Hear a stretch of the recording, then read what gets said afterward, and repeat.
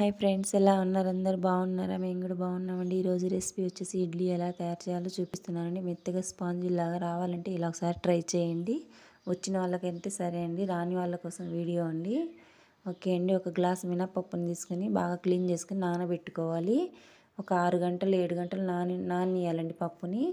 Okay అండి, పప్పు అయితే నానింది. మిక్సీ జార్లోకి వేసుకుందాం. ఇప్పుడు మిక్సీ జార్లోకి వేసుకున్న తర్వాత ఒక గ్లాస్ వాటర్ వేసుకోవాలండి. వాటర్ వేసుకొని బాగా మెత్తగా గ్రైండ్ చేసుకోవాలి.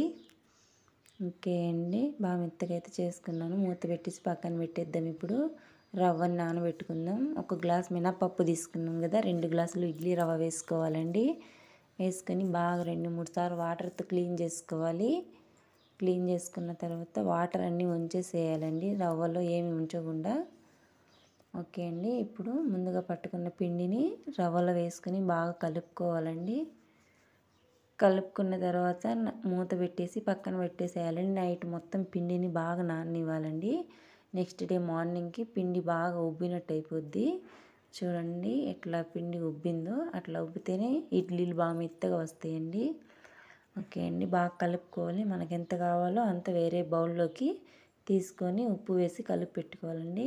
స్టవ్ అయితే ఆన్ చేశాను, ఇడ్లీ పాత్ర పెట్టేశానండి. అందులో వాటర్ వేసుకొని 2 గ్లాసులు వాటర్ అనేది బాగా వేడి అవ్వాలండి. ఓకే అండి, ప్లేట్లలో ఇడ్లీ పిండి వేసుకుందాం. ఓకే అండి, నీళ్ళు చూడండి అట్లా వేడైనప్పుడే ఇడ్లీ ప్లేట్లు పెట్టాలి. పెట్టి మూత పెట్టేసాలి ఒక 5 నిమిషాలు. చూడండి ఇడ్లీ తొందరగా రెడీ అయిపోయింది.